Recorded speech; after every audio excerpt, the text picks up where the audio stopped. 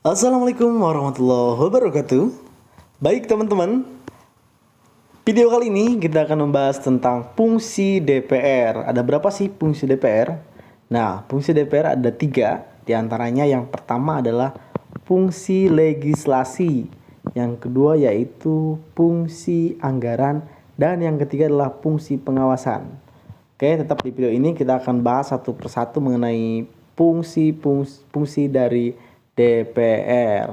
Oke, yang pertama adalah terkait dengan fungsi legislasi.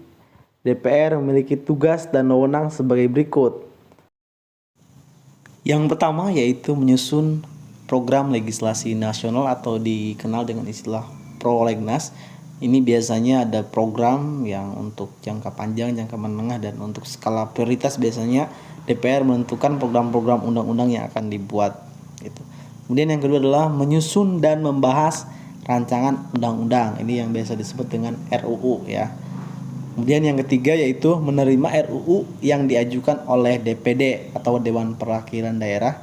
Namun dengan diajukan DPD ini biasanya terkait otonomi daerah, kemudian hubungan pusat dan daerah, pembentukan pemekaran dan penggabungan daerah, pengelolaan SDA dan lainnya gitu, serta perimbangan keuangan pusat dan daerah biasanya. Kemudian yang selanjutnya membahas RUU yang diusulkan oleh Presiden atau DPD. Yang selanjutnya nomor 5 menetapkan undang-undang bersama dengan Presiden.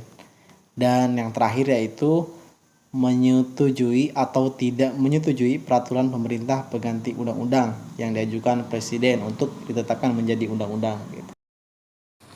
Baik, yang kedua terkait dengan fungsi anggaran. DPR memiliki tugas dan wewenang. 1. Memberikan persetujuan atas RUU tentang anggaran pendapatan belanja negara ya, yang diajukan Presiden kalau untuk DPR RI. Dan kalau untuk DPRD kabupaten, kota atau provinsi itu biasanya gubernur, bupati dan wali kota begitu ya.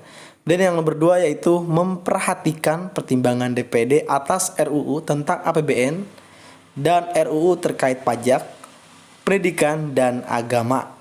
Dan yang ketiga, menindaklanjuti hasil pemeriksaan atas pengelola dan tanggung jawab keuangan negara yang disampaikan oleh BPK ya. Dan nomor 4 yaitu memberikan persetujuan terhadap pemindah tanganan aset negara maupun terhadap perjanjian yang berdampak luas bagi kehidupan rakyat yang terkait dengan beban keuangan negara begitu. Baik, terkait dengan fungsi pengawasan, DPR memiliki tugas dan wewenang. 1. Melakukan pengawasan terhadap pelaksanaan undang-undang, APBN dan kebijakan pemerintah gitu ya. Dan nomor 2 itu membahas dan menindaklanjuti hasil pengawasan yang disampaikan oleh DPD terkait pelaksanaan undang-undang mengenai otonomi daerah, pembuktian, pemekaran dan penggabungan daerah, kemudian pengelolaan SDA dan SDE lainnya, pelaksanaan APBN, pajak, pendidikan dan agama begitu ya. Terutama memang poin 1 ini melakukan pengawasan terhadap pelaksanaan undang-undang atau APBN dan kebijakan pemerintah. Memang ini yang kita harapkan bagaimana DPR melakukan tugas pengawasan ini dengan baik, karena sering terjadi di mana pemerintah dengan DPR baik itu pusat maupun daerah ada istilah kong kali kong, di mana untuk meloloskan anggaran biasanya DPR ada syarat-syarat tertentu biasanya di luar SOP, dan ini memang semoga saja DPR lebih istiqomah untuk kedepannya dan bisa melaksanakan tugasnya dengan baik.